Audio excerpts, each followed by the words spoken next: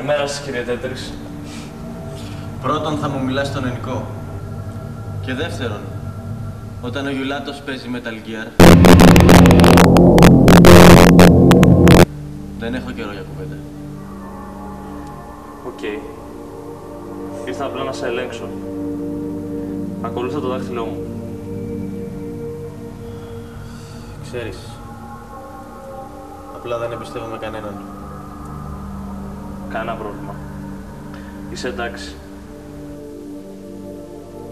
Πώς σε λένε το όνομά σου? Είμαι ο Αλφα. Ο γιατρός Αλφα Τέτρης.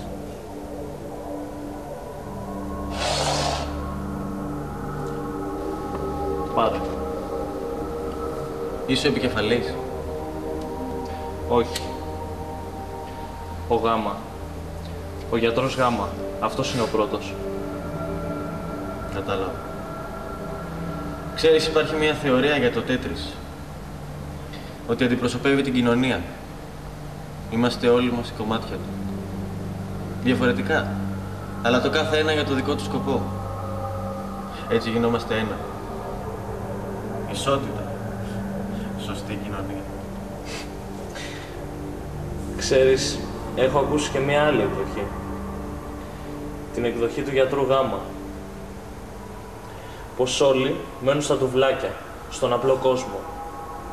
Δεν καταλαβαίνουν πως από πίσω κρύβεται αυτός που τα ελέγχει, που τα καθοδηγεί, θέλοντας ημί. Τον ονομάζει Άρχοντα των Μαριονετών.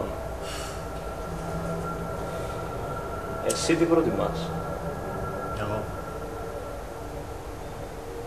Απλά μπορώ να παίξω Τέτρις με κλειστά τα μάτια. Σου αρέσει να σκοτώνεις, έτσι δεν είναι?